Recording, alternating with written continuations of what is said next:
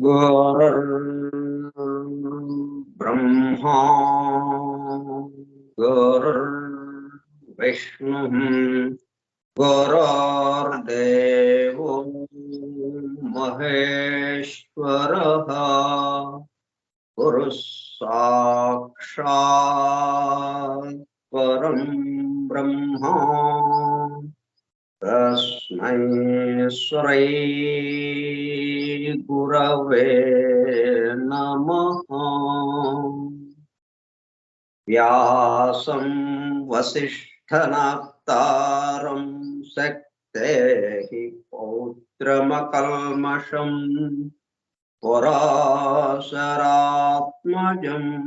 वन्दे सुखतातं तपोनिधिम्।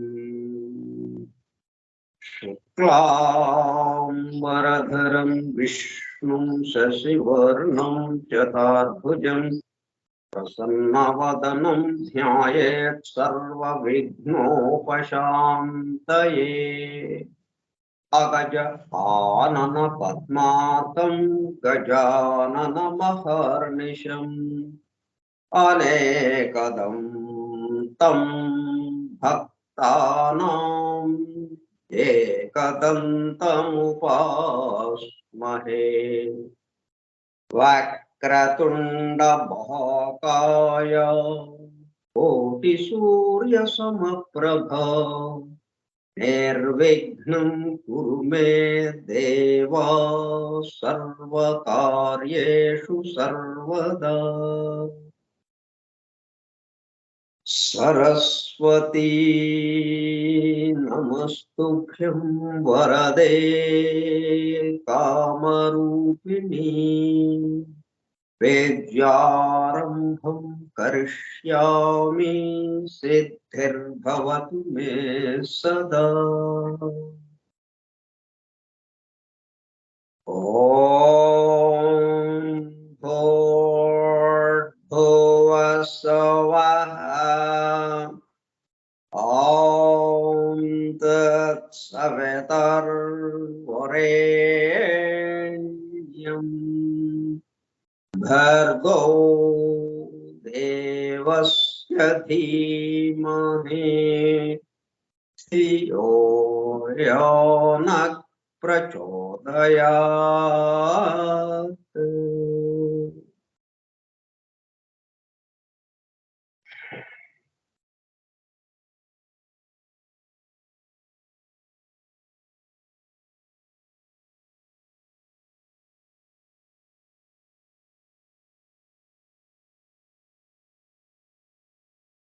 వాసుదేవ కార్యక్రమ పరిచయ పత్రం.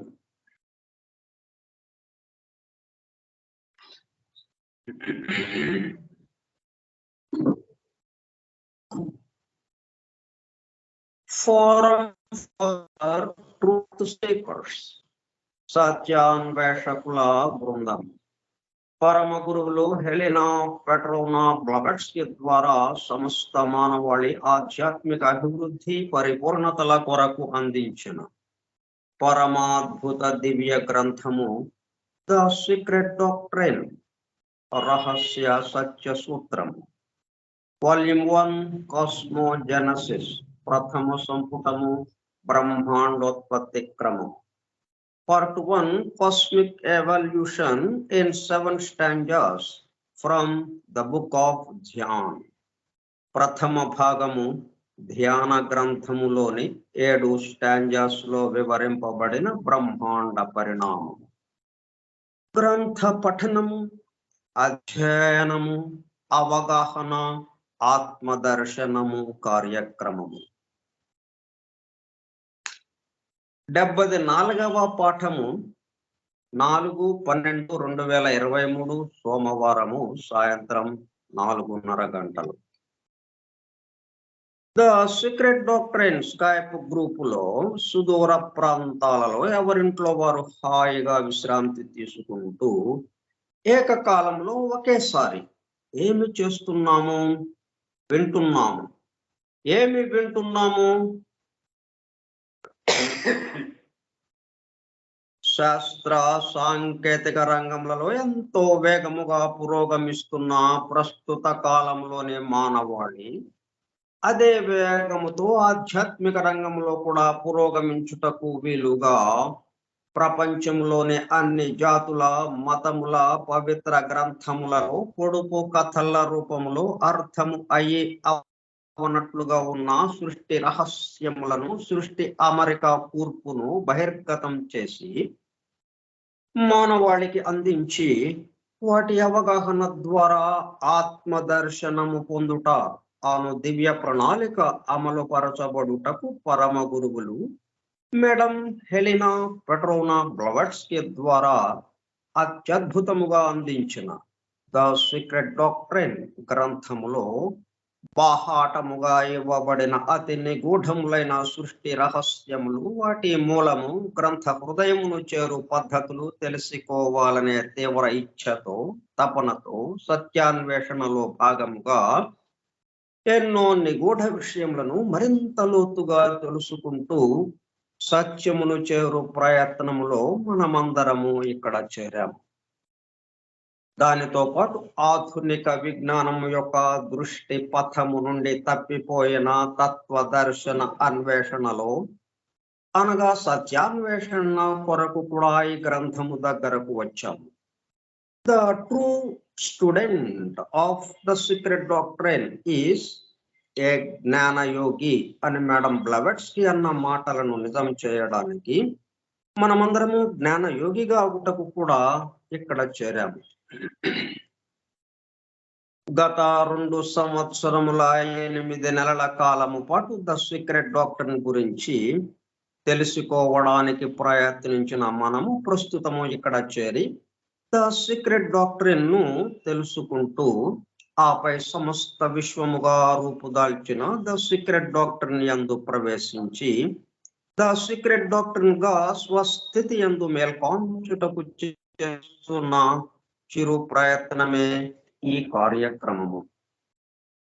ఈ దివ్య జ్ఞాన మహాయజ్ఞ కార్యక్రమంలో పాల్గొని చెవియొగ్గి వినుచున్నాం అనగా ఒళ్ళంతా చెవులు చేసుకుని వినుచున్న ప్రియ సత్యాన్వేషక సోదర శ్రోతలందరకు నమస్కారము.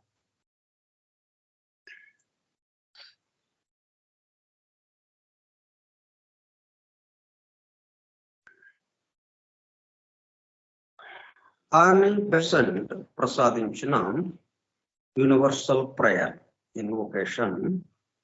ఓ hidden life vibrant in every atom, O hidden light shining in every creature, O hidden love embracing all in oneness, may each who feels himself as one with thee know he is also one with every other.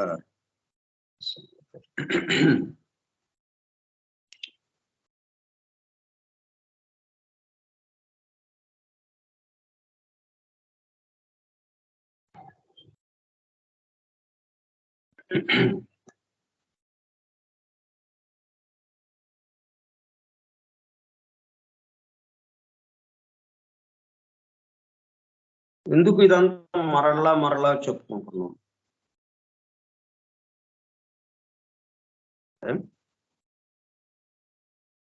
Biscuit packet తీసుకున్నాం, అలాగా తినేసేస్తామా?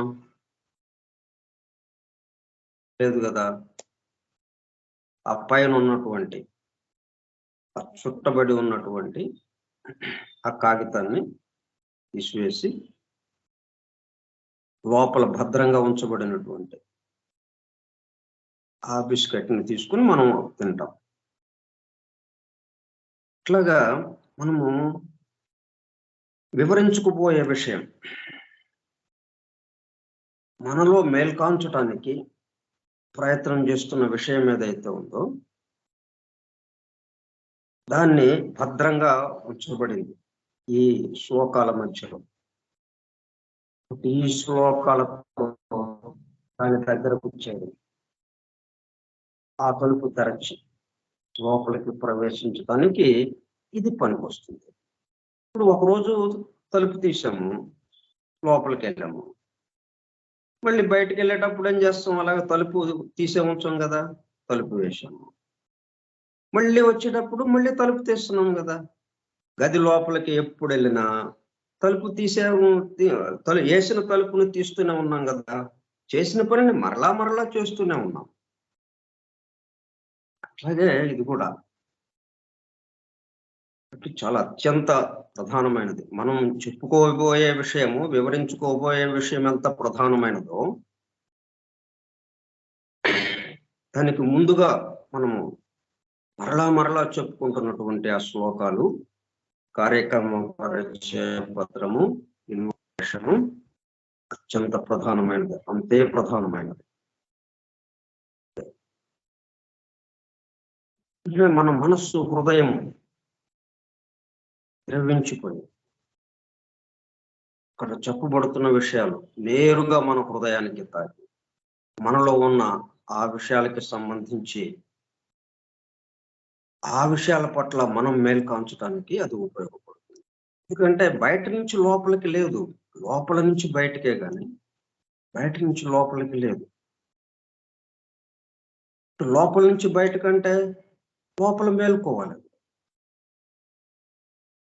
లోపల సమస్తము మొత్తం పెద్ద గోడవ ఉంది లోపల. మనము లోపల భాండాగారం, దాంట్లో లేనిది లేదంటూ లేదు, సమస్తము దాంట్లో నిండి ఉన్నది. కాకపోతే దాన్ని లోపలికి ప్రవేశించడం లేదు మనం. అందువల్ల ఇప్పుడు ప్రవేశించడానికి వీలుగా ఇవి ముందు చెప్పుకొని మనం ఆ భాండాగారంలోకి ప్రవేశించబోతున్నాం. సరే, మనం ఫస్ట్ స్టాంజాకి సంబంధించి మొదటి స్టాంజాలోని 5వ శ్లోకం దాన్ని పూర్తి చేసుకున్నాం. దాని కామెంటరీ కూడా చెప్పుకున్నాం.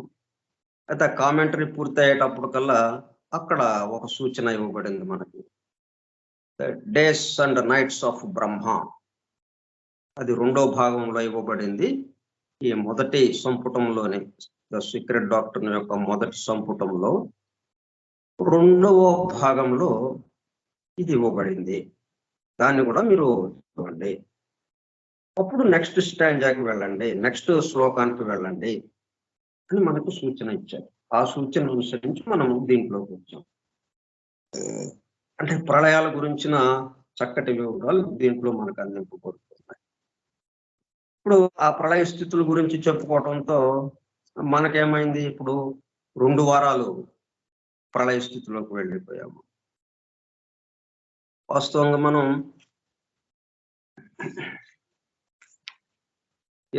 పోయిన నెల అంటే నవంబర్ నెల 20వ తేదీ, 21, 22 తేదీల్లో చెప్పుకోవాల్సింది ఉంది. అట్లాగే నవంబర్ నెల 27, 28, 29 మొత్తం 6 రోజులు మనము పాఠాలు చెప్పుకోవాల్సిన అవసరం ఉంటే ఆ 6 రోజులు మనము చెప్పుకోలేకపోయాం.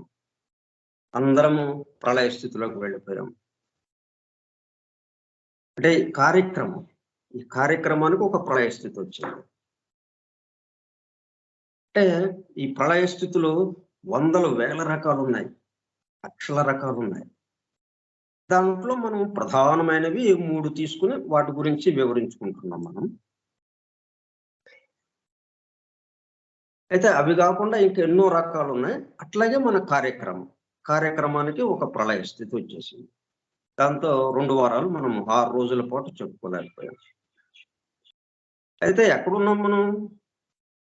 ప్రళయ స్థితి అంటే అందరూ నిద్రలోకి ఉండిపోయామా? కార్యక్రమం పట్ల నిద్రలో ఉన్నాం, మిగతా కార్యక్రమాలు చేసుకుంటూనే ఉన్నాం, ఎవరి పనులు వాళ్ళు. మరలా ఇది సృష్టి స్థితికి వచ్చింది. ఈ కార్యక్రమం ప్రారంభింపబడింది. మరలా ఇక్కడ చేరాం మనం. అట్లా ప్రళయ స్థితిలో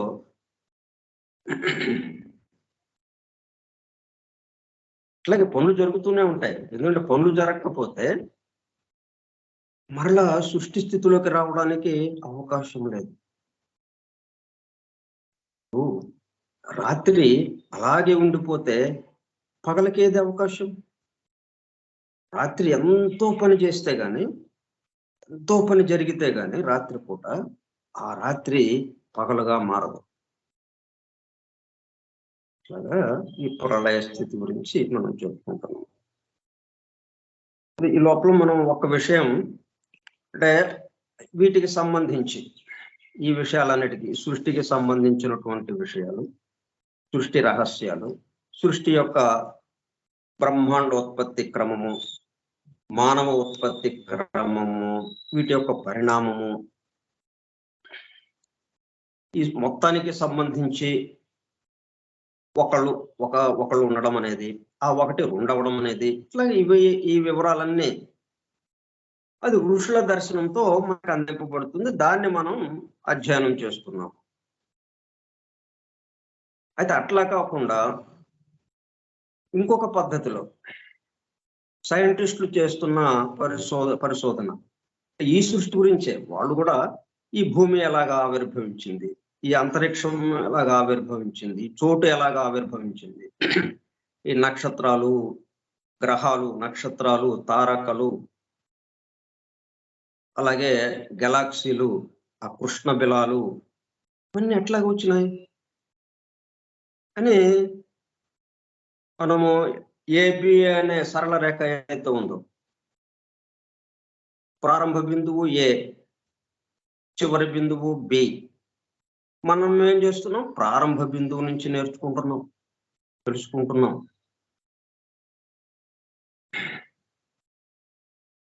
ఇప్పుడు వీళ్ళు సైంటిస్టులు ఏం చేస్తున్నారంటే, శాస్త్రవేత్తలు బి బిందువు నుంచి వీళ్ళు మొదలు పెడుతున్నారు, ఇటువైపు నుంచి చూస్తూ వెళ్తున్నారు. అంటే కనిపించేటటువంటి వ్యక్తమైనటువంటి దాన్ని పట్టుకొని దాంట్లో ఉన్న విషయం ద్వారా ఇది ఎలాగా వచ్చింది, ఎలా ఆవిర్భవించింది అన్నది తెలుసుకోవడానికి ప్రయత్నం చేస్తున్నారు వాళ్ళు.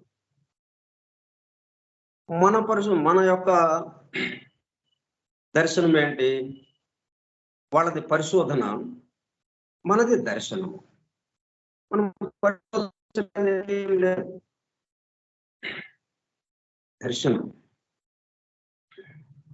అది ప్రారంభం నుంచి. ఇది అంటే సైంటిస్టులు ఎట్లాగా శ్రమ పడుతున్నారు అది ఒక్కటే. ఈ మధ్యన ఏం జరిగిందంటే, మన ఆస్ట్రోసాట్ గ్రేట్ అంటే మన ఇస్రో సంస్థ ఉంది కదా, మనం అంతరిక్షంలో ఉపగ్రహాలని ప్రయోగిస్తున్నది. చందమామ మీద ఈ మధ్యనే చంద్రుడి మీదకి ప్రయోగించారు, తర్వాత ఆదిత్యుడి మీదకి ప్రయోగించారు, ఆదిత్య L1 అని, సూర్యుడి యొక్క విషయాలు తెలుసుకుందామని. ఇట్లాగా మన భారతదేశానికి సంబంధించినటువంటి అంతరిక్ష పరిశోధన సంస్థ ఇస్రో వాళ్ళు ఏం చేశారంటే, అంతరిక్షంలో జరిగిన అతి శక్తివంతమైన గామా కిరణ పేర్లు అంటే గామా రే బరస్ట్ అంటే గామా కిరణాలు, అతి నీలలోహిత కిరణాలు, ఇవి మనము అంతరిక్షంలో నుంచి వస్తూ మన భూమి మీద కూడా చేరుతూ ఉంటాయి. అంతరిక్షంలో అవి ఏ విధంగా మార్పులు చెందుతూ ఉన్నదో దాని ద్వారా ఈ విశ్వం ఎలాగ ఆవిర్భవించిందో తెలుసుకుందామని ఒక ప్రయత్నం వీళ్ళు. అంటే విశ్వం ఎలాగ ఆవిర్భవించింది అని తెలుసుకోవడం కోసం ఎదురుగా ఉన్న వాటిని పరిశోధిస్తూ ముందుకు వెళ్తున్నారు వాళ్ళు. గామా కిరణ పేరు అంటే గామా రే బరస్ట్, దాన్నే GRB అని పిలుస్తున్నారు. ఇస్రో ఆస్ట్రోసాట్ టెలిస్కోప్ తాజాగా మరోసారి గుర్తించింది. టెలిస్కోప్ ఒకదాన్ని వీళ్ళు ప్రయోగించారు అనమాట, ఆస్ట్రోసాట్ టెలిస్కోప్. అది అంతరిక్షంలో తిరుగుతూ మన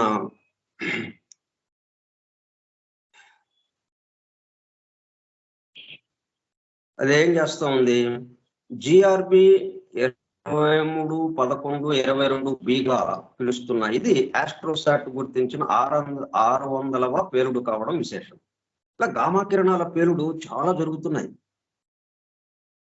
వాటన్నిటినీ వెంటనే పసికట్టి దాన్ని రికార్డ్ చేస్తూ ఉంది. దాన్ని రికార్డ్ చేయటం వల్ల ఏమవుతుంది, దాని గురించిన విశేషాలు కింద ఇస్రో పరిశోధన కేంద్రానికి పంపిస్తూ ఉంది. దాన్ని విశ్లేషణ చేస్తే ఈ విశ్వం యొక్క ఆవిర్భావం గురించిన విషయాలు మనకు అవగతం అవుతాయి అన్నది వీళ్ళ యొక్క ఆలోచన. అందుకని దాని గురించి వీళ్ళు ఏం చేశారంటే గామా కిరణాలు పేలుడు జరిగినప్పుడల్లా దాన్ని గుర్తించడం అనే దానికోసం ఈ ఆస్ట్రోసాట్ టెలిస్కోప్ ని వీళ్ళు ప్రయోగించారు. అది అంతరిక్షంలో తిరుగుతూ 600వ పేలుడుని గుర్తించింది. 600 పేలుడిని ఇది గుర్తించింది. దీన్ని ప్రయోగించిన దగ్గర నుండి ఇప్పుడు దాకా 600 పేలుళ్ళని అది గుర్తించింది. ఈ ఘనతపై ఇస్రో టెలిస్కోప్ సాధించిన ఈ ఘనతపై అంతర్జాతీయ అంతరిక్ష సమాజంలో సంభ్రమాశ్చర్యాలు వ్యక్తమవుతున్నాయి. ఈ జిఆర్బిలను gamma ray blast burst gamma ray burst జిఆర్బిలను అంతరిక్షంలో సంభవించే అత్యంత శక్తివంతమైన పేలుళ్లుగా చెబుతారు. ఇవి తరచూ కృష్ణ బిలాల ఆవిర్భావానికి దారితీస్తుంటాయి. ఈ కృష్ణ బిలాల యొక్క ఆవిర్భావం ఎలాగా ఉంది అన్నదానికి కొంచెం దాని మూలానికి వెళ్ళటానికి ఇది ఉపయోగపడింది. అంటే గామా ఆ కిరణాల యొక్క పేలుళ్ళు ఈ కృష్ణ బిలాలకి ఆవిర్భావానికి ఉపయోగపడుతుంది. అతి తక్కువ వ్యవధిలోనే అంటే కొన్ని మిల్లీ సెకండ్ల నుంచి నిమిషాల్లోపే అపరిమితమైన శక్తిని వెదజల్లడం ఈ జిఆర్బిల ప్రత్యేకత. అంటే గామారే బరస్ట్ అది పేలుడు జరిగినప్పుడు ఎంతసేపు సెకండ్లో మిల్లీ సెకండ్లో 1000వ వంతు 1,00,000వ వంతు అన్నట్టుగా నిమిషాల్లోపే అపరిమితమైన శక్తిని వెదజల్లుతుంది. ఈ సందర్భంగా అంతరిక్షంలో పరుచుకునే వెలుతురు మిరుమిట్లు గొలిపే స్థాయిలో ఉంటుంది. ఈ పేలుళ్లను లోతుగా అధ్యయనం చేయగలిగితే విశ్వ చాలనాన్ని నియంత్రించే మౌలిక భౌతిక నియమాలను మరింతగా అర్థం చేసుకునే ఆస్కారం ఉంటుంది. దీనికోసం మనం ఈ విషయాన్ని మీకు చెప్పడానికి ప్రయత్నిస్తున్నాం. వీళ్ళు వీటిని నడుపుతున్నటువంటి మౌలిక సూత్రాలు ఏమిటి తెలియటం లేదు. వాటి కోసం వీళ్ళు పరిశోధిస్తూ ముందుకు వెళుతున్నారు అహర్నిశలు అనేక రకాల ప్రయత్నాలతో. మరి మన దగ్గర సీక్రెట్ డాక్ట్రిన్ మౌలిక సూత్రాలు మొత్తం దాంట్లో ఉన్నాయి. పవిత్ర గ్రంథాలు మౌలిక సూత్రాలు మొత్తం ఆ మౌలిక సూత్రాలు నియమాలు ఆ భౌతిక నియమాలు అన్ని సమస్తము పవిత్ర గ్రంథాల్లో పొడుపు కథల రూపంలో ఉన్నాయి. దాన్ని విప్పుతూ ఆ పొడుపు కథని విప్పుతూ శాస్త్రీయంగా సమగ్రంగా పరిపూర్ణంగా ద సీక్రెట్ డాక్ట్రిన్ లో ఈ విషయాలు అందించబడ్డాయి. అంటే మనం సైంటిస్టులు చేసే ప్రయత్నాలకి అంత శ్రమ లేకుండా ఈ అద్భుతమైనటువంటి ఈ సృష్టికి సంబంధించినటువంటి సమస్తాన్ని మనము దర్శించగలుగుతున్నాం పురుషుల దర్శనం ద్వారా, ఈ సీక్రెట్ డాక్ట్రిన్ ద్వారా. సైంటిస్టులేమో అలాగా వాళ్ళు ప్రయత్నం చేస్తున్నారు. ఈ పేలుళ్లను అంటే గామా కిరణం యొక్క పేలుడు, గామా కిరణ ఏం జరుగుతూ ఉంది? ఆ పేలుడు జరిగినప్పుడు వెలుతురు మిరుమిట్లు గొలిపే స్థాయిలో ఉంటుంది. ఈ పేలుళ్లను లోతుగా అధ్యయనం చేయగలిగితే ఎలా పేలింది అది? పేలినప్పుడు ఇంత వెలుతురు ఎక్కడి నుంచి వస్తుంది? అంటే దాంట్లో వెలుతురు ఉంటేనేగా మరి పేలినప్పుడు బయటికి రావడానికి. మనం దీపావళికి టపాకాయలు పేలుస్తుంటాం, చిచ్చుబుడ్డి వెలిగిస్తాం. ఎంత వెలుతురు, ఎన్ని రకరకాల నక్షత్రాల్లాగా అద్భుతమైనటువంటి వెలుతురుతో అది వెలుగుతూ ఉంటుంది. అది వెలిగినంతసేపు ఆ చిచ్చుబుడ్డి ఎక్కడి నుంచి వచ్చింది? అది దాని లోపలదే కదా. చిచ్చుబుడ్డి లోపల భద్రంగా గాయపడి ఉంది. అది మనం ఎప్పుడైతే దాన్ని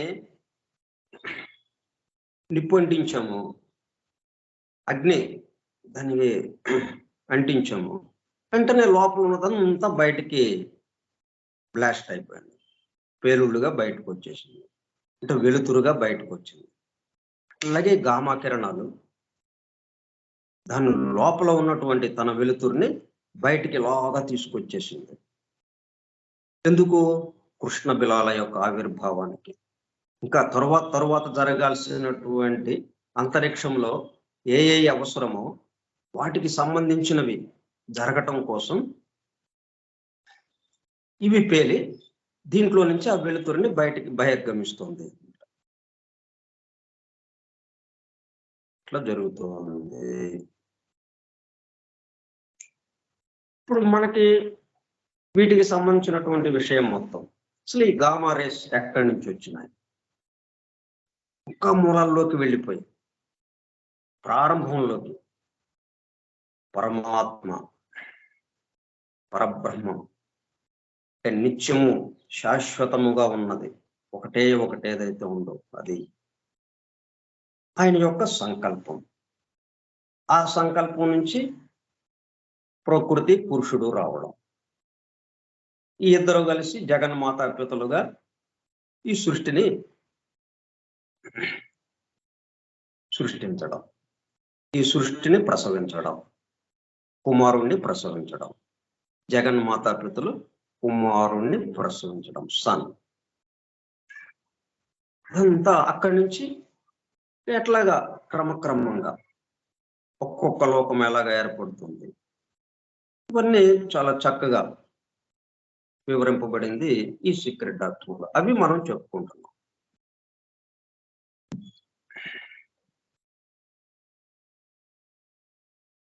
రెండు రకాల దర్శనాలు ఉన్నాయి, రెండు రకాల పరిశోధనలు లాగా. దేనైనా కానీ రెండు పద్ధతులతో మనము ఒక విషయాన్ని గమనించవచ్చు. ప్రారంభం నుంచి ముగింపు నుంచి, చివరి స్థితి నుంచి, అలాగే ప్రారంభ స్థితి నుంచి. చివరి స్థితికి ఏంటి? ప్రారంభం ఏంటో తెలియదు. బికి ఎక్కడుందో తెలియదు. ఏ నుంచి ఎంత దూరంలో తనున్నానో తెలియదు బికి. కానీ ఏకి తన ప్రారంభం తనకు తెలుసు. అట్లాగే ఎంత దూరం వెళ్ళాలో తెలుసు. ఏ దగ్గర మనం నిశ్చయించుకుంటాం కదా, 5 అంగుళాలు లేకపోతే 10 అంగుళాలు ఇంత సరళ రేఖ గీయాలి అని మనం ఏ దగ్గర నిర్ణయించేసాం కదా. అక్కడ నిర్ణయించకుండా మనం ఏ దగ్గర నుంచి గీస్తూ వెళ్దాం, ఆగినప్పుడు ఆగుదాం అని వెళ్ళలా. మనం ముందే ఇంత దూరము, ఇంత లెంగ్త్ ఉన్నటువంటి, ఇంత దూరంతో ఉన్నటువంటి ఒక రేఖ గీయాలి అని అనుకుని మనం ప్రారంభించాం ఏ దగ్గర. సో అది ఎక్కడి వరకు వెళ్ళి ఆగుతుందో ఏకి తెలుసు. దాని యొక్క మొత్తం వివరాలన్నీ ఏ దగ్గర ఉన్నాయి. బి దగ్గర ఏముంది? ఏ వివరాలు లేవు. చివరికి వచ్చి అక్కడ ఆగింది. రైలు మద్రాసు నుంచి హైదరాబాద్ చేసింది, హైదరాబాద్ స్టేషన్లో ఆగింది. ఏంటుందో దాని దగ్గర? ఏం లేదు ఇన్ఫర్మేషన్. అదే ఏ దగ్గర? ఆ బయలుదేరిన ఆరిజినేటింగ్ స్టేషన్ మద్రాసు దగ్గర మొత్తం క్లియర్గా ప్రోగ్రామ్ ఇవ్వబడింది. దానికి నువ్వు ఎప్పుడు బయలుదేరాలి, ఇక్కడి నుంచి ఏ స్టేషన్లో దాటాలి, ఎక్కడెక్కడ నువ్వు ఆగాలి, ఎక్కడెక్కడ ఎంతసేపు ఆగాలి, ఏ సమయానికి నువ్వు చివరి గమ్యస్థానం చేరాలి, మొత్తం ప్రోగ్రామ్ ఏ దగ్గర ఇవ్వబడింది? ఆరిజినేటింగ్ స్టేషన్ దగ్గర ఇవ్వబడింది. చివరి స్టేషన్కి వచ్చింది, ఆగిపోయింది. ఇక్కడ ఇన్ఫర్మేషన్ ఏమింది? అక్కడి నుంచి మనం బయలుదేరితే ఇంకా ఎత్తుక్కుంటా మనము ఏ దగ్గరికి రావాలి, ఆ ఆరిజినేటింగ్ స్టేషన్ దగ్గరికి రావాలి. అదొక పద్ధతి. ఇంకొక పద్ధతి ఆరిజినేటింగ్ స్టేషన్ దగ్గరే మనం ఈ వివరాలు తెలుసుకోవడం. మనం చేస్తున్నది ప్రారంభ బిందువు నుంచి ఉన్న విషయాల్ని మనం తెలుసుకుంటూ ఉన్నాం. అది మనకు అందివ్వబడింది. ఓకే, మనం ఈ డేస్ అండ్ నైట్స్ ఆఫ్ బ్రహ్మ అన్న విషయంలోకి వచ్చినప్పుడు సృష్టి స్థితి, ప్రళయ స్థితి. ఈ ప్రళయ స్థితులు ఎన్ని రకాలు ఉన్నాయి? చాలా రకాలు ఉన్నాయి. ఎక్కడికక్కడికి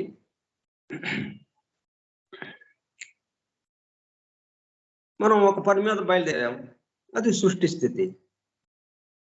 ఆ పని పూర్తి చేసుకున్నాం, మళ్ళీ వచ్చేసాం, అది ప్రళయ స్థితి. మరలా ఇంకో పని వరకు, ఒక పని అనుకొని మనము ఇంటి దగ్గర బయలుదేరాం, ఒక షాపింగ్ చేయాలని వెళ్ళాం, షాపింగ్ చేసాం, అది సృష్టి స్థితి. ఇంటి దగ్గర నుంచి బయలుదేరటమే సృష్టి స్థితి. అక్కడి నుంచి షాపింగ్ చేసాం, మళ్ళీ తిరిగి ఇంటికి రావడమే ప్రళయ స్థితి. షాపింగ్ పూర్తి అయిపోయింది, ప్రళయ స్థితిలోకి వెళ్ళిపోయాం. యాక్టివిటీ అయిపోయింది, రెస్ట్ పీరియడ్లోకి వెళ్ళిపోయాం. అట్లా ప్రతిదీ మన కార్యక్రమం అట్లాగే, ఏది తీసుకున్నా కానీ అలాగే ఉంటుంది. ఇక మనం ఎక్కువ కాల పరిమాణంలో ఇవన్నీ చిన్న చిన్నవి ఎన్నో లక్షలుగా ఉంటాయి. అందుకని మనము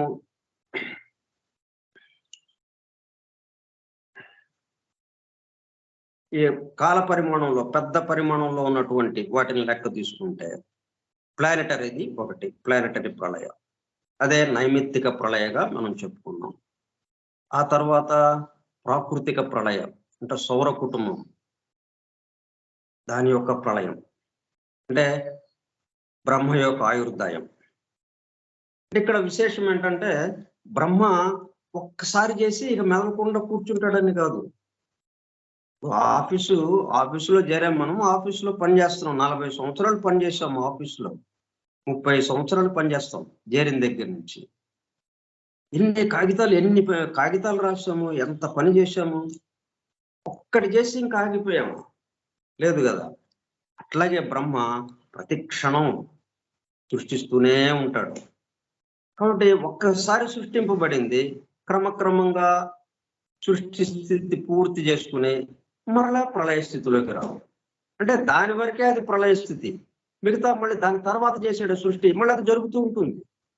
హైదరాబాదు లాంటి ఒక పెద్ద మహానగరం సంబంధించి ఒక చెన్నై, ఒక హైదరాబాదు ఒక పెద్ద బస్ స్టేషన్ ఉంటుంది. బస్సులు ఆ రాష్ట్రానికి సంబంధించి అన్ని మూలలకి, ఇతర రాష్ట్రాలకు కూడా వెళ్ళే బస్సులు ఉంటాయి. అక్కడ ప్రతి నిమిషం ఒక బస్సు వెళ్ళిపోతూ ఉంటుంది, ఒక బస్సు వస్తూ ఉంటుంది. వెళ్ళిన బస్సు ఆ గమ్యస్థానం చేరి అక్కడి నుంచి తిరిగి రావడం అనేది అది దాని వరకే సృష్టి స్థితి, ప్రళయ స్థితి. ఇప్పుడు ప్రళయ స్థితి అంటే బస్సులన్నీ పడుకుంటాయని కాదు. 24 గంటలు బస్ స్టేషన్ పనిచేస్తుంటుంది, 24 గంటలు రైల్వే స్టేషన్ పనిచేస్తూ ఉంటుంది, 24 గంటలు ఎయిర్పోర్ట్ పనిచేస్తూ ఉంటుంది, విమానాశ్రయం తిరుగుతూనే ఉంటాయి, వెళుతూ ఉంటాయి, వస్తూ ఉంటాయి నిరంతరం. అంటే దేనికి దానికి ఒకసారి బయలుదేరింది, ఇక దానికి సంబంధించిన అనేక రకాలుగా పూర్తిగా గమ్యస్థానం చేరడం, మళ్ళీ అక్కడి నుంచి తిరుగు ప్రయాణం, ఆరిజినేటింగ్ స్టేషన్కి రావడం. అట్లా దాని వరకు ఒక సృష్టి స్థితి, ఒక ప్రళయ స్థితి లాగా ఉంటుంది. హోల్సేల్గా మొత్తాన్ని కలిపి ఒక్కసారిగా ప్రళయ స్థితి అన్నది ఉండడానికి అవకాశం లేదు. నిరంతరము ఆయన సృష్టిస్తూనే ఉంటాడు. దానికి అనుగుణంగా ఒకసారి సృష్టించింది చిట్ట చివరి భౌతిక స్థితి దాకా రావడం, భూలోకం దాకా, మళ్ళీ అక్కడి నుంచి మళ్ళా తిరుగు ప్రయాణమై తన లోకానికి రావడం, ఈ విధంగా జరుగుతుంది. సరే, ఇప్పుడు ఈ ప్రళయంలో ప్లానెటరీ ప్రళయం ఒకటి, అంటే గ్రహానికి సంబంధించిన ప్రళయం. మనం ఏ గ్రహం మీద ఉన్నామో ఆ గ్రహానికి సంబంధించిన ప్రళయం ఒకటి. దానికి 1000 మహాయుగాలు పడతాయని ఒక లెక్క మనం చెప్పుకున్నాం. అట్లాగే అది నైమిత్తిక ప్రళయంగా చెప్పుకున్నాం. అలాగే ప్రాకృతిక ప్రళయము, ఈ సౌర కుటుంబం మొత్తం ఒక్కసారిగా ప్రళయ స్థితిలోకి వెళ్ళడము అన్నట్టుగా. ఈ సౌర కుటుంబాలు ఎన్నెన్ని తయారు చేస్తున్నాడో ఆయన, ఎన్నింటిని సృష్టిస్తున్నాడో ఒక సౌర ప్రళయానికి సంబంధించి మోడల్గా మనం చెప్పుకుంటున్నాం. అట్లాగే ఆత్యంతిక ప్రళయం అనేటప్పుడు అది ఇండివిజువల్కి సంబంధించి వ్యక్తిగతంగా ఒకడికి వాడి యొక్క సృష్టి స్థితి, ప్రళయ స్థితి. సృష్టి స్థితిలోనే వాడు నిర్వాణం పొందాడు అనుకోండి, మోక్ష స్థితిని పొందాడు అనుకోండి, కూడా అది ప్రళయ స్థితి అయిపోయేదాకా అట్లాగా ఉండిపోతాడు అన్నట్టుగా అది ఆ 3 రకాలైనవి తెలుసుకున్నాం మనం.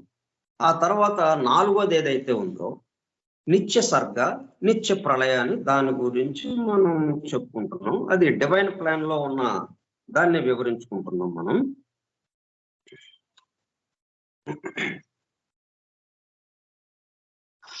నిత్య సర్గ అండ్ నిత్య ప్రళయ, incessant creation and perpetual dissolution.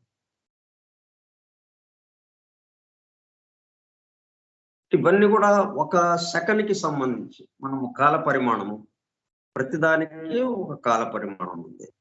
ఇన్ని యుగాలని, ఇన్ని మన్వంతరాలని లేదా కాల పరిమాణం ఉంది. ఈ మొత్తానికి బేస్ ఏంటి? సెకండ్. ఈ సెకండ్ది ఎప్పుడు నడుస్తూనే ఉంటుంది. మనము సెకండ్లో చెప్పుకోలేం కాబట్టి, అంత పెద్ద సంఖ్యను మనం చెప్పుకోలేం కాబట్టి దాన్ని ఏం చేసాము, గంటల్లోకి, నిమిషాల్లోకి మార్చాము. ముందు నిమిషాలను ఏం చేసాము, గంటల్లోకి మార్చాము. గంటలను ఏం చేసాము, రోజులోకి మార్చాము. రోజులను ఏం చేసాము, నెలల్లోకి మార్చాం. నెలలను ఏం చేసాము, సంవత్సరంలోకి మార్చాం. అట్లా ఆ సంవత్సరాన్ని పట్టుకుని ఇన్ని సంవత్సరాలు అని మనం చెప్పుకుంటూ వెళ్తున్నాం. కానీ ఇవి దీని అడుగునేముంది, సెకండ్. అది నిరంతరము పనిచేస్తూనే ఉంది.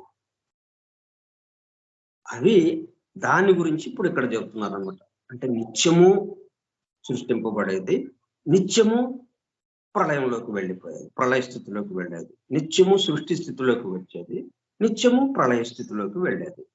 నిత్య సర్గ, నిత్య ప్రళయ.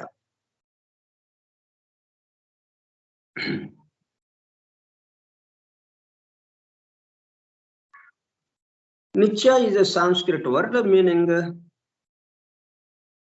continual, perpetual, eternal. శాశ్వతంగా.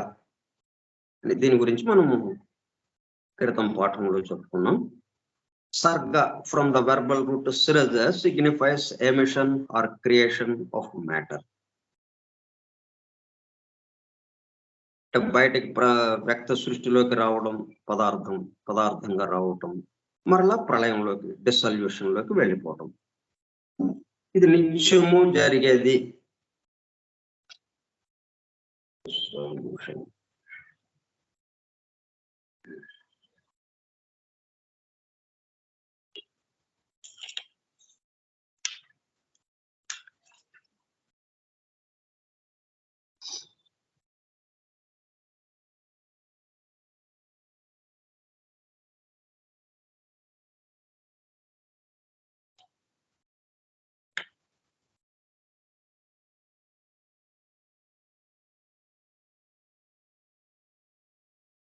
These terms apply to the processes of incessant upbuilding and perpetual breaking down, which go on constantly in aggregated bodies. అంటే అణువులతో కూడుకున్నాడు, ఈ జీవాణువులతో కూడుకున్నటువంటి దేహాలు ఏవైతే ఉన్నాయో, ఈ నిత్య సర్గ, నిత్య ప్రళయ అనేది వీటికి అప్లై అవుతాయి. These are terms apply to the processes of incessant, ఎడతెగకుండా, incessant, continuing for a long time without stopping, నిరంతరంగా జరిగేది. ఏంటి జరుగుతుంది? నిరంతరంగా up building, perpetual breaking down. నిర్మింపబడటం, నిర్మాణం జరగటం, మరలా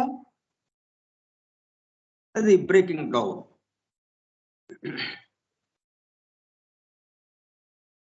అది ముక్కలైపోవటం, breaking down. Up building and perpetual breaking down.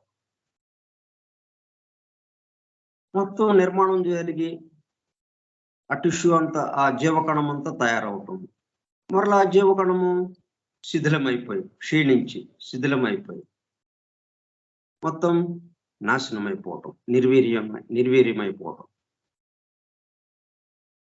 అట్లా ప్రతి క్షణం జరుగుతుంది. అక్కడ ఇటువంటి కోటాను కోట్ల అణువులతో కూడుకున్నటువంటి దేహాలు, బాడీస్, అది ఏదైనా కావచ్చు, దేహ భాగాల్లో, ఆ రూపాల్లో, ఆ ఆకారాల్లో నిరంతరము జరుగుతుంది అది. Whether it be the body of man, అంటే మానవుడి యొక్క దేహం కావచ్చు, అది the body of a planet, ఒక గ్రహం యొక్క దేహం కావచ్చు. ఇప్పుడు మనం మన కంటికి కనిపిస్తున్న గ్రహాలన్నీ ఏంటి? ఔటర్ షేప్ అది, అంటే బాహ్య ఆకారం అది, బాహ్య రూపం అది. దేహం మనకి ఎలాగైతే ఈ దేహము బాహ్యంగా ఉందో అట్లాగే దానికి కూడా ఒక దేహము, ఆ ప్లానెట్ యొక్క, ఆ గ్రహం యొక్క దేహము అది కావచ్చు. The body of a planet on which man lives, the earth. ఉదాహరణకి మనము భూమిని తీసుకుందాం. ఎందుకంటే మనకు తెలిసింది తీసుకుంటే మనకి తేలిగ్గా అర్థం చేసుకోవడానికి వీలవుతుంది. మనం గురుగ్రహము, బుధ గ్రహము, లేకపోతే శని గ్రహము, అట్లా వేరే వేరే గ్రహాలు, లేకపోతే సూర్యుడు నక్షత్రాలు, ఇట్లాగా ఇవన్నీ అంటే మనకి తెలియని విషయం. కాబట్టి మనకు తెలిసిన విషయము భూమి. ఈ భూమికి సంబంధించిన ఎంతో సమాచారం మన దగ్గర ఉంది.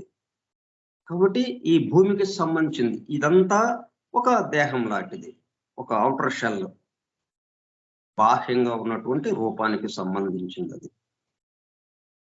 ఇది ఎట్లాగా ఏర్పడింది? దేహము మొత్తం కణాలతో, జీవ కణాలతో ఏర్పడింది.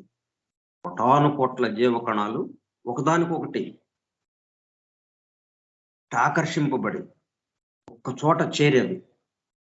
మనం ఎట్లాగైతే ఇప్పుడు ఈ పాఠం చెప్పుకుంటున్నాం, మనం దీని గురించి, సీక్రెట్ డాక్టర్ గురించి మనం వివరించుకోవడానికి ఇక్కడ చేరాము. ఎట్లా చేరాము? ఒకళ్ళకు పట్ల ఒకళ్ళకి ఆకర్షణగా. మొత్తం ఒక బాడీ, ఒక దేహ భాగం లాగా. మనం ఒక 5గురమో 10 మందిమో ఉన్నాము. ఈ 10 మంది కలిపి ఈ స్కైప్ ఈ గ్రూపుగా ఉన్నాం మనం. ఈ గ్రూప్ యొక్క దేహము ఎట్లాగుంది? 10 యొక్క కణాలతో కూడి ఉన్నది. 10 కణాలతో కూడి ఉన్నది. అట్లా ఏదైనా కానీ, ఏది తీసుకున్నా కానీ కణాలతో కూడుకునే ఉంటుంది. అవి నిరంతరం ఏంటి జరుగుతుంది?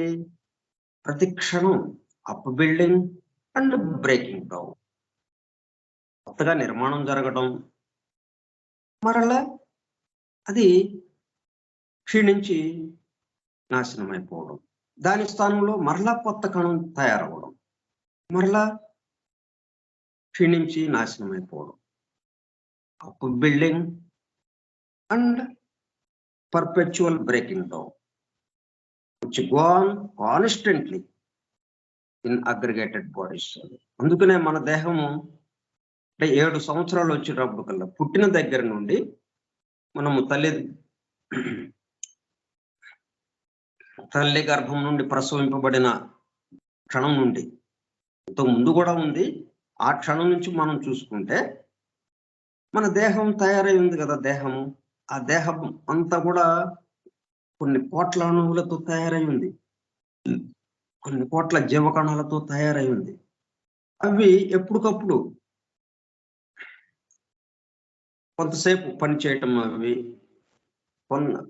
అవి కొత్తగా నిర్మింపబడడం, నిర్మాణం జరగటం, కొత్త జీవకణముగా కొంతసేపు పనిచేయటం, మరణించటం, క్షయమైపోయి నశించిపోవటం, మరలా దాని స్థానంలో ఇంకొకటి సిద్ధమైపోవటం, ఇంకొకటి కొత్త కణం తయారవడం, మరలా అది కొంతసేపు పనిచేయడం. అంటే ఇది మనకి తెలియనంతగా ఇదంతా జరుగుతూ ఉంది ఈ కార్యక్రమం అని మనకి తెలియనంతగా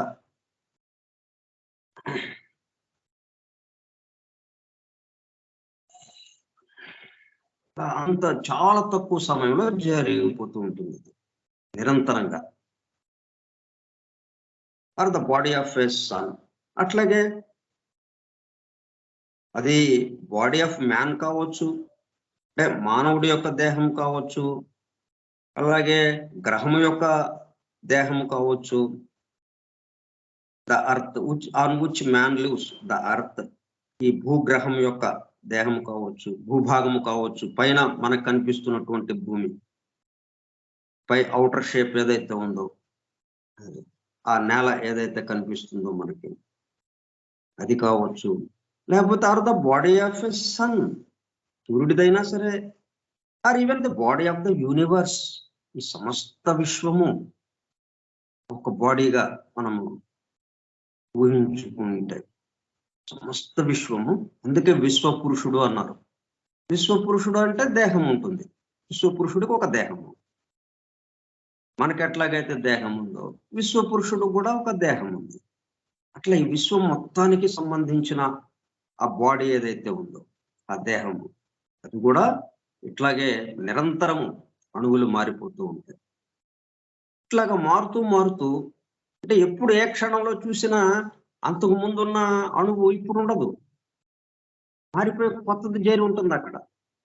అలాగ జరుగుతూ జరుగుతూ ఉండగా మనం 7 సంవత్సరాలు పూర్తయ్యేటప్పుడు కల్లా, అంటే తల్లి గర్భం నుంచి ప్రసవింపబడిన 7 సంవత్సరాలకి మనం లెక్క చూసుకుంటే, తల్లి గర్భంలో ప్రసవింపబడినప్పుడు ఆ కణాల లిస్టు తీసుకుందాం.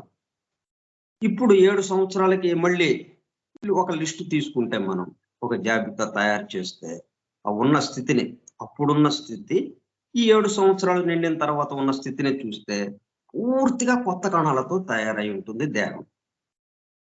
ఎక్కడ తమాషా, ప్రతి 7, అందుకే 7 7 7 అనే సంఖ్యకి మనం ప్రతిదీ 7 7 7 అనేది 7 సంవత్సరాలు నిండేటప్పుడు కల్లా ఈ దేహం మొత్తము నూతన అణువులతో తయారై ఉంటుంది.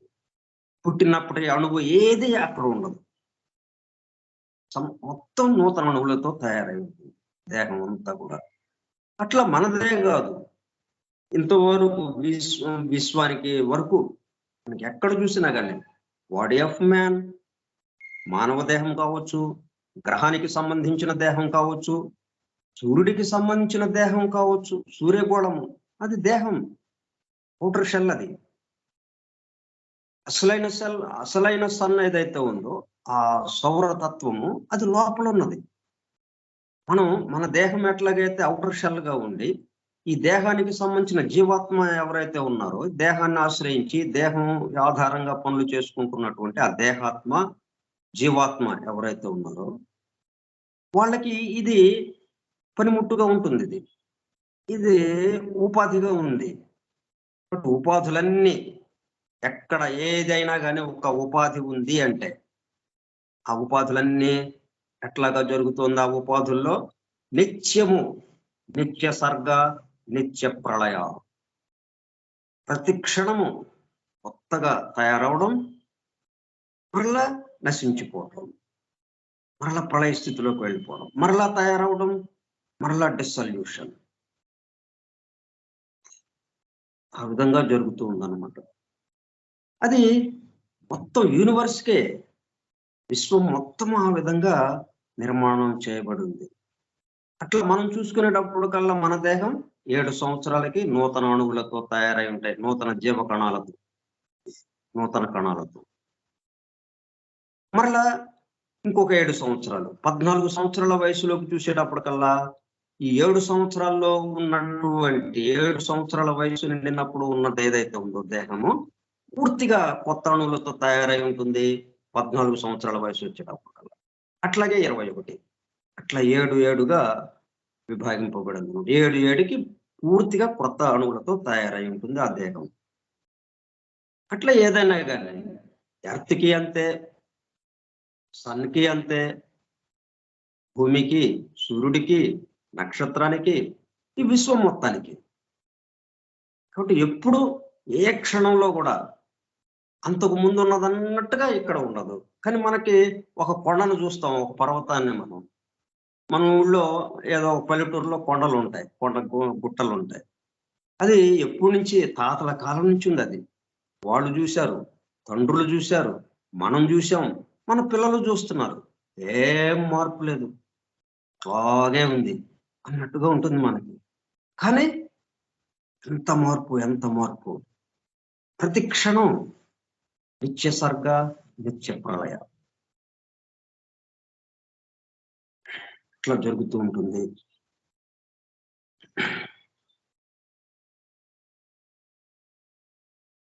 For in each case, the body is an aggregation of lives. అంటే మరి ఇవన్నీ ఎట్లాగా, ఈ బాడీ ఎట్లాగా తయారైంది? సూక్ష్మాణువులతో తయారైంది, సూక్ష్మ కణాలతో, సూక్ష్మ జీవ కణాలతో తయారైంది, సూక్ష్మ కణాల యొక్క కలయికతో. ఈ సూక్ష్మ కణాలన్నీ ఇక్కడ ఎలాగ వచ్చినాయి? ఆకర్షింపబడ్డాయి ఒకదానికొకటి.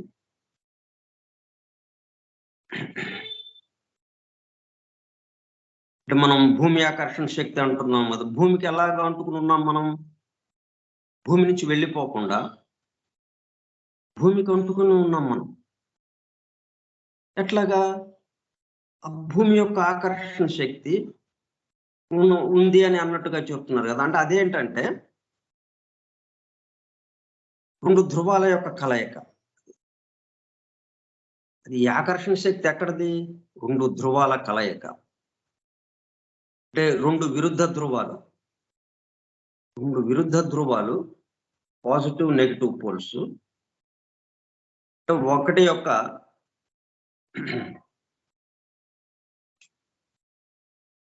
నెగిటివ్ పోల్, ఒకళ్ళ యొక్క పాజిటివ్ పోల్.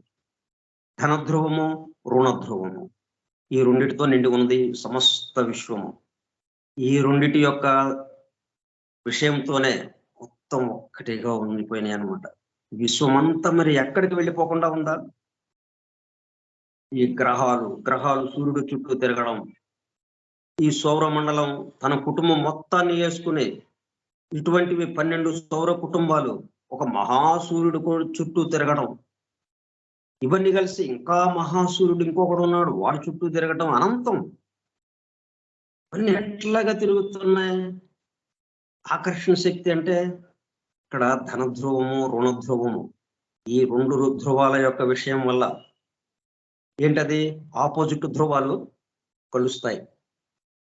సజాతీయ ధ్రువాలు వికర్షణ చెందుతాయి, విరుద్ధ ధ్రువాలు ఆకర్షణ చెందుతాయి. ఈ సూత్రం మీద ఆధారపడి మొత్తం అలాగా వచ్చేసిందన్నమాట, అతుక్కుపోయి ఉన్నాయి అన్నమాట మొత్తం. అది ఆకర్షణ శక్తి అంటే.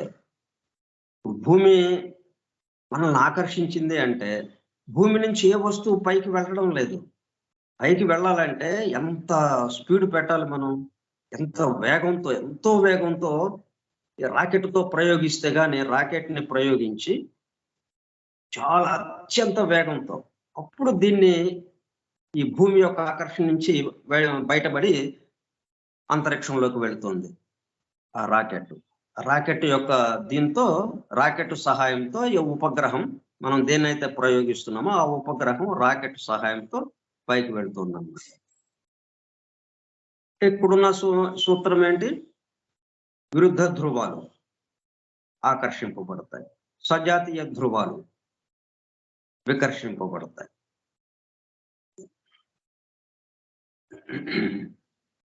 రెండు ధ్రువాలు సమానంగా ఒకదాని పక్కన ఒకటి రెండు ఉన్నాయి, ఈ రెండు ధ్రువాలు సమానంగా ఉన్నాయి అనుకోండి, అప్పుడేమవుతుంది? ఒక చోట ఉండలేరు, వాళ్ళు కలిసి ఉండలేరు, ఇసిరి దూరంగా వెళ్ళిపోతాం.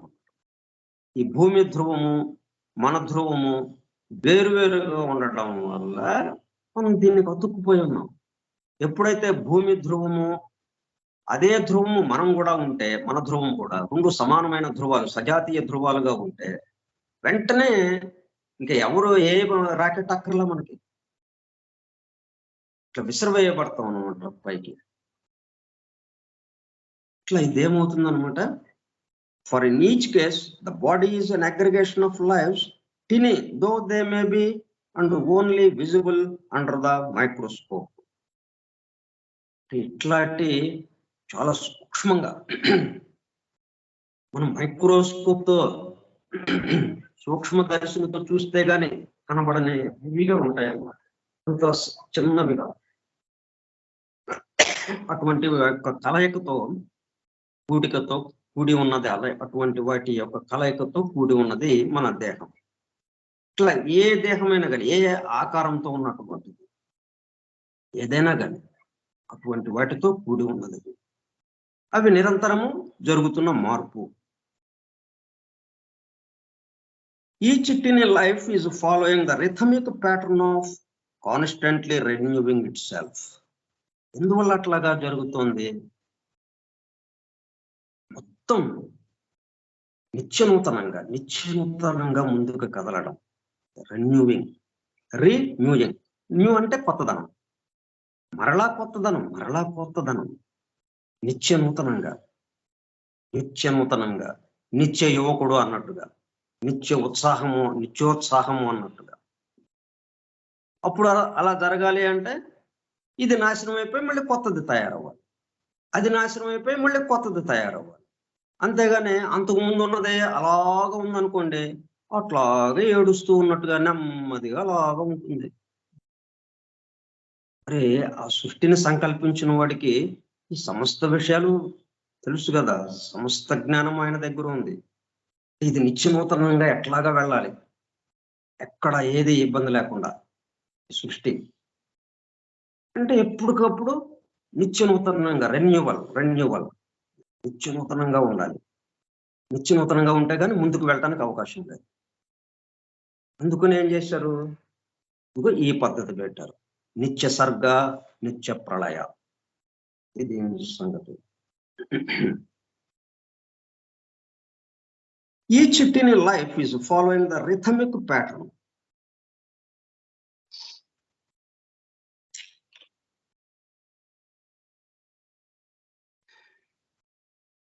అంటే లయబద్ధంగా, తాళబద్ధంగా. సంగీతం ఎట్లాగైతే ఒక క్రమబద్ధంగా, లయబద్ధంగా ఎలాగైతే మనము ఆ పాడేవాడికి అనుగుణంగా ఆ వాయిద్యాలు వాయించటం, కొన్ని ఆ సంగీతానికి సంబంధించినటువంటి వాటికి అనుగుణంగా, సంగీతానికి సంబంధించినటువంటి నియమాలు వాటికి అనుగుణంగా వాళ్ళు వాయిస్తుంటే ఎట్లా వాయిస్తున్నారు, వాటికి అనుగుణంగా. ఈ పాడేవాడు ఎట్లాగా పాడుతున్నాడు, వీటికి అనుగుణంగా. వాయిద్యాల యొక్క వాళ్ళు లయబద్ధంగా వాయిస్తుంటే దానికి అనుగుణంగా వాడు పాడడం, వాడు పాడేదానికి అనుగుణంగా వీళ్ళు వాయించడం. ఇట్లా ఇద్దరి మధ్యన చక్కటి సామరస్యం. అది లయబద్ధంగా, తాళబద్ధంగా, అదే రిథమిక్. అట్లా ఎక్కడ సంఘర్షణ లేకుండా, వ్యతిరేకం లేకుండా. వీళ్ళు వాయించేవాళ్ళు వాళ్ళ దారిని వాళ్ళు వాయించారు అనుకోండి, పాడేవాడు వీడి దారిని వీడు పాడాడు అనుకోండి, మనం వినటానికి అక్కడ ఎవరన్నా ఉంటారా? ఎవడు ఉండడు, వాళ్ళిద్దరు తప్ప. పాడేవాడు ఆ వాయించేవాడు తప్ప ఎవడు ఉండడు. రిథమిక్ లేదు అక్కడ, లయబద్ధము, తాళబద్ధము లేదు అక్కడ, సామరస్యం లేదు, సమరసత లేదు. ఎప్పుడైతే వీళ్ళిద్దరి మధ్యన సామరస్యము, సమరసత, లయబద్ధము, రిథమిక్ ప్యాటర్న్ ఉందో మొత్తం అందరూ అక్కడ ఉంటారు. విన్నవాళ్ళు అలా దాంట్లో లయమైపోతారు వాళ్ళు. Rhythmic pattern of constantly రెన్యూవింగ్ it self. ఎప్పటికప్పుడు నూతనంగా తయారు చేసుకుంటూ ఉంటుంది. బ్రహ్మ ఎట్లాగైతే కొత్తగా తయారు చేస్తున్నాడో, సృష్టిని సృష్టిస్తున్నాడో, ఆ బ్రహ్మ పాత్ర వహిస్తుంది ఇక్కడ జీవకణం. ప్రతి క్షణం కొత్తగా తయారు చేయటం. తయారైంది ఎంతసేపు ఉంటుంది, చాలా కొద్దిసేపు, వెంటనే తన పని ముగించుకుని వెళ్ళిపోతుంది. వెంటనే దాని స్థానంలో కొత్తది తయారైపోతుంది. ఎట్లా తయారవుతుంది, అంతకు ముందు కన్నా మరింత మెరుగ్గా. ఎప్పుడైనా కానీ అంతకు ముందు కన్నా మెరుగ్గా, మరింత మెరుగ్గా,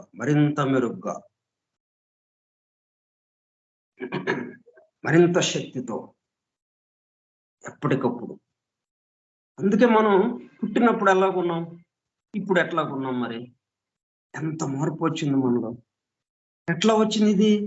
ప్రతి క్షణం కొత్త జీవకణం తయారవటం, ప్రతి క్షణం ఆ జీవకణం నశించిపోయి మరలా దాని స్థానంలో కొత్తది తయారవటం. ఇట్లా చేయటం వల్ల నూతనోత్సాహంతో, నూతన సృష్టితో ఇట్లాగా మనము ఈ స్థితికి వచ్చాం. మన దేహం అట్లాగా వచ్చింది. ఈ దేహం ఎట్లాగా వచ్చిందంటే ఆ దేహంను ఉపాధిగా తీసుకున్న వాళ్ళు ఎవరైతే ఉన్నారో వాళ్ళకి అనుగుణంగా, వాళ్ళకి కావాల్సిన విధంగా renewing itself. Thus, in the human body, these tiny lives are the cells. మన మానవ దేహంలో వీటి గురించి చెప్పుకుంటే ఈ జీవకణాలు టినీ లైవ్స్, అత్యంత సూక్ష్మమైనటువంటి జీవులు ఆర్ ద సెల్స్, జీవకణాలు which are continuously breaking up and renovating themselves through the marvelous process of cell division. ఆ మార్వలస్ ప్రాసెస్ ఏంటో మనం రేపు తెలుసుకుందాం. ఎందుకు దీని గురించి చెప్పుకుంటున్నామంటే మనం ఈ సృష్టి స్థితి, ప్రళయ స్థితి మనకు అర్థం కావటం. ప్రళయ స్థితి అంటే పూర్తిగా నిద్రాణ స్థితి అన్నట్టుగా కాకుండా రెన్యువల్ నూతనోత్సాహంతో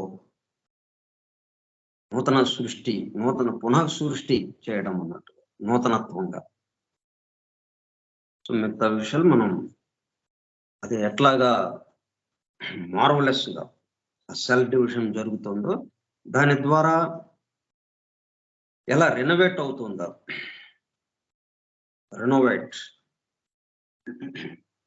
ఆ విషయాలు మనం రేపు తెలుసుకుందాం. స్వస్తి ప్రజాభ్యః పరిపాలయంతాం న్యాయేణ మార్గేణ మహీం మహిషాః. ఓ బ్రాహ్మణేభ్యః శుభమస్తు నిత్యం. లోకాః సమస్తాః సుఖినో భవంతు. లోకాః సమస్తాః సుఖినో భవంతు.